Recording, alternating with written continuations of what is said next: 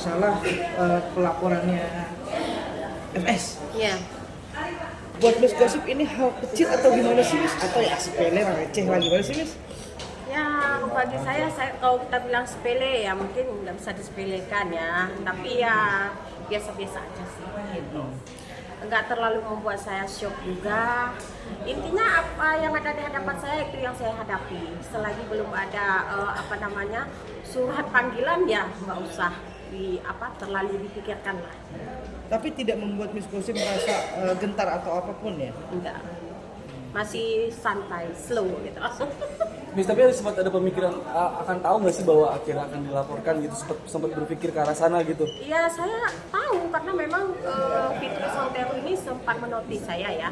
Kalau saya menyerang Fitri Sautero, baik itu membenarkan ataupun meluruskan penggiringan opini ataupun membuat pemberitaan yang hoax, itu tetap diproses katanya.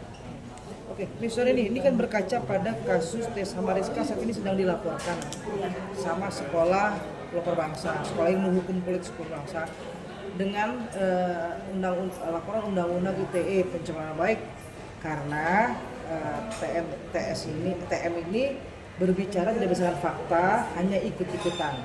Nah, ini kan sekarang kalau kita lihat kan negara ini kan negara hukum di mana yang kalau salah sedikit dilaporkan. Iya. Nah, Miss Gosip melihat ini gimana sih?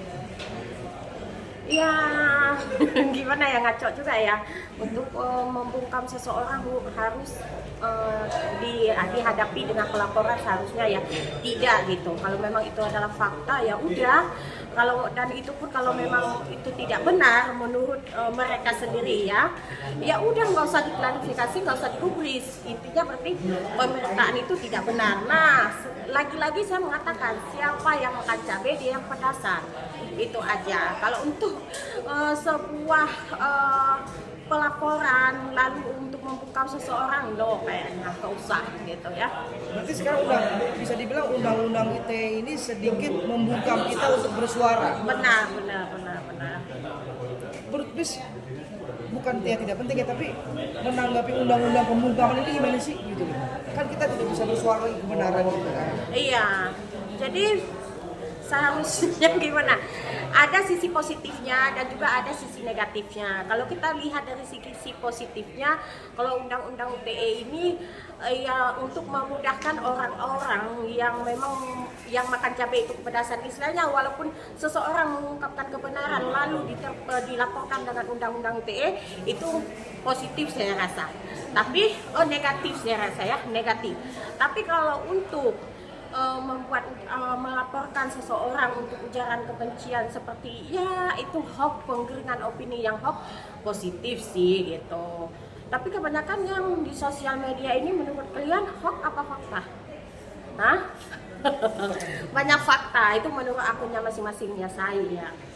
Miss, Tapi ini kan sebentar. Berarti apa yang Miss ungkapkan terhadap FS ini adalah sebuah fakta dan tidak pantas untuk dilaporkan dalam Benar, di mana dia sendiri pun mengungkapkan bahwa dirinya adalah seorang Markus gitu.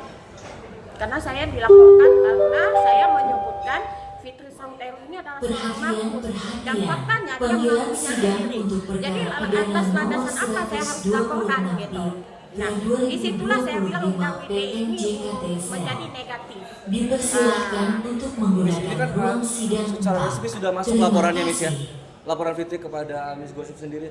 Ada niat laporkan balik nantinya atau seperti apa mungkin?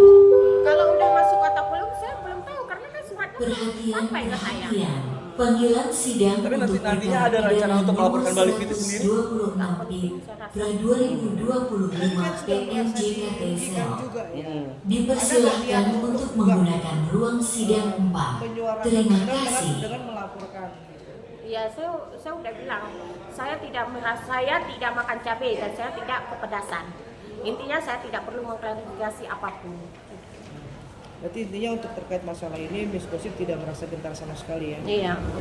Tetap akan menyuarakan ya. Perhatian. Panggilan sidang untuk perkara Iya, nomor 126 PIN/2025